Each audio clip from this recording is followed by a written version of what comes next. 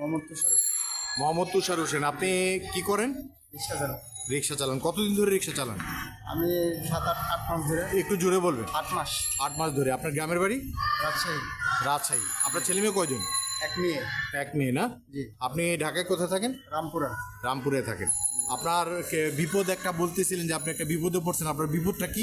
আমার বিপদ রুম ভাড়া বাকি পড়ছে, রিক্সার গ্যারেজের মহাজনের টাকা বাকি আছে, এগুলো দিতে পারতেছি না। রিক্সার মহাজনের কত টাকা বাকি পড়ছে? 1500 টাকার মতো।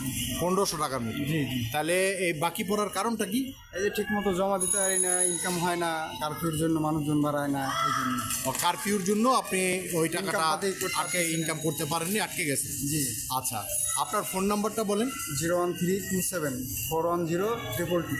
222। জি। আচ্ছা, আপনাকে যদি 1500 টাকা সহযোগিতা করা হয়, জি। তাহলে কি আপনি বিপদটা থেকে বেঁচে যাবেন? আপনি উদ্ধার হবেন?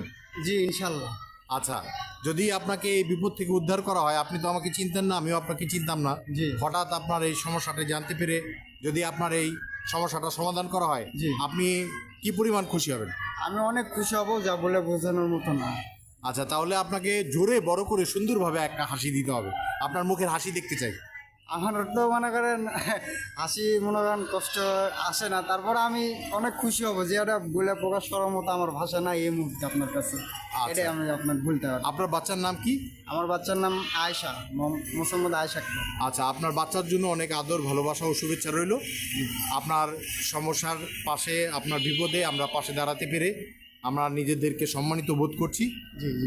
সকলের জন্য আপনি শুভকামনা এবং প্রার্থনা করবেন, ঠিক আছে? জি ইনশাল্লাহ। আপনি ভালো থাকেন, সুন্দর থাকেন। জি।